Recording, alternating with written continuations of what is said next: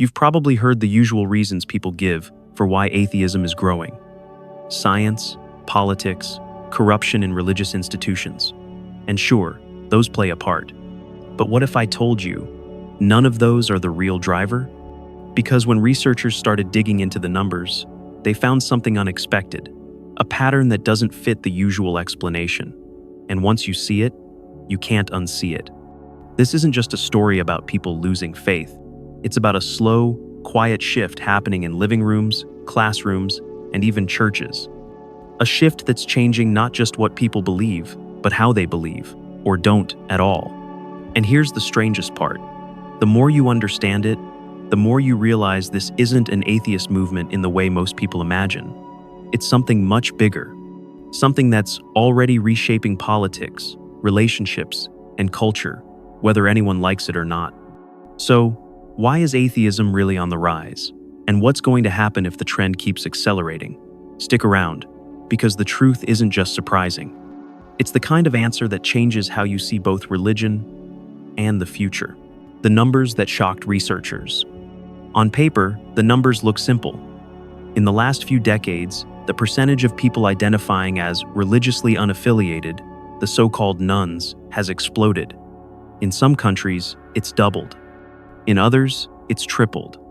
And in places that used to be deeply religious, like the US, the curve isn't just rising, it's accelerating.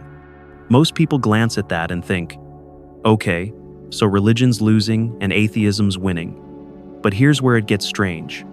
When researchers broke the numbers down by age, education, and location, the pattern didn't match the usual story. Yes, younger people are less religious, but the growth is also showing up in older generations who spent most of their lives in church. Yes, urban centers are leading, but rural areas are quietly shifting too. And yes, college graduates are more likely to leave faith, but so are people with no degree at all.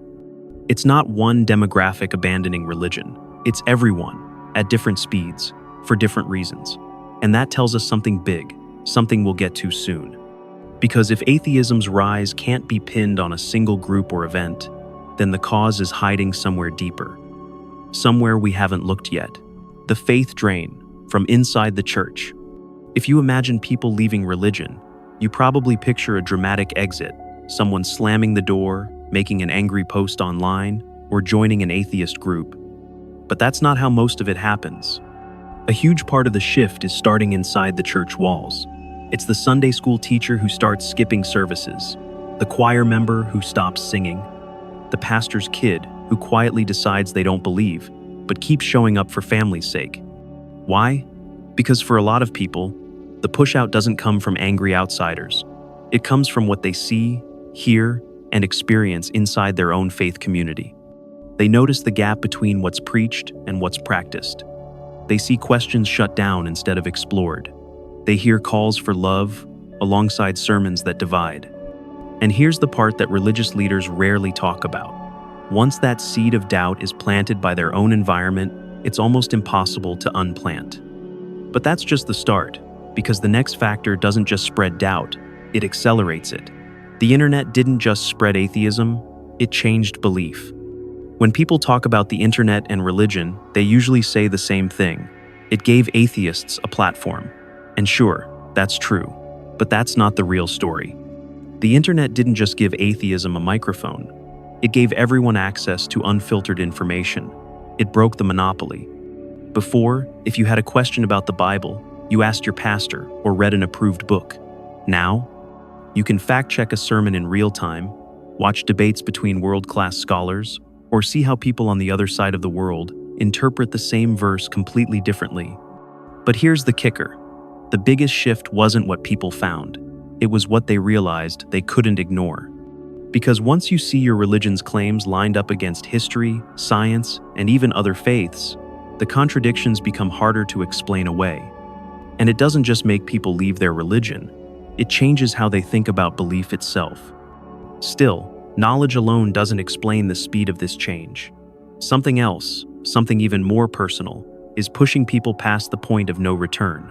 When belief meets reality, belief feels solid until it crashes into reality. For some, it happens in a hospital room, when prayers don't heal the person they love. For others, it's a history class that shows events in Scripture never actually happened. Sometimes, it's something smaller, like realizing a miracle has a perfectly normal explanation. These moments create a kind of whiplash.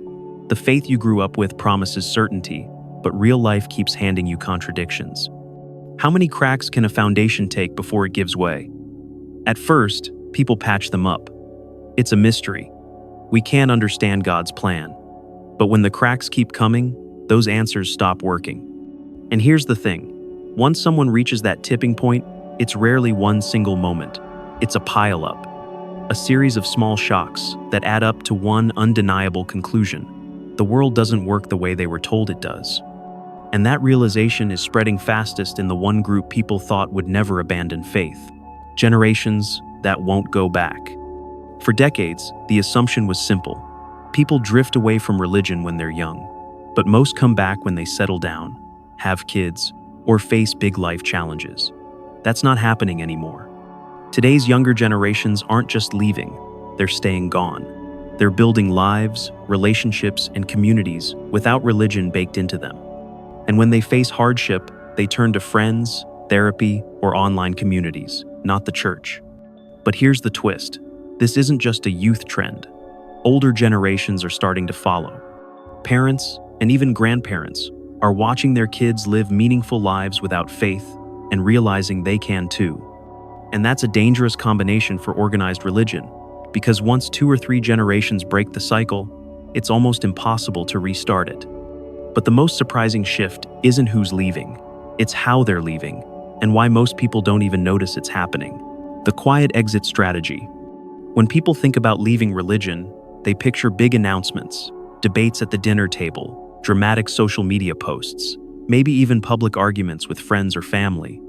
But most of the time, it's nothing like that. In fact, the majority of people who leave never really say they've left. They just start missing a Sunday here and there. They stop volunteering. They nod along in conversations without really agreeing. And eventually, they're gone, in practice, if not on paper. This is the quiet exit. No fights, no fanfare, no headlines, just a slow fade out. And here's why that matters. It makes the trend almost invisible. Churches see empty seats, but they rarely know the real reason. Families assume someone is just busy. Leaders think they can win them back. But most of these quiet exits aren't temporary, they're final. Because once someone builds a life outside their faith, they realize they don't need it to feel whole. And for a growing number of people, that realization leads to a point they can't come back from, even if they wanted to. The point of no return. For many who leave religion, there's a moment when they realize something profound. Even if they tried, they couldn't go back. It's not just about disbelief. It's about seeing the world through a completely different lens. They can't unlearn that prayer works the same as chants. They can't unsee the contradictions in the text. They can't forget that morality exists outside of Scripture. And once those mental switches flip, faith stops feeling like a choice and starts feeling like an impossible costume to put back on. Some call this deconversion, but it's deeper than that. It's a rewiring of how they understand truth, evidence, and meaning. And here's the real challenge for religion. Every person who reaches this point becomes almost immune to traditional outreach. Sermons, debates, even emotional appeals. None of it works anymore.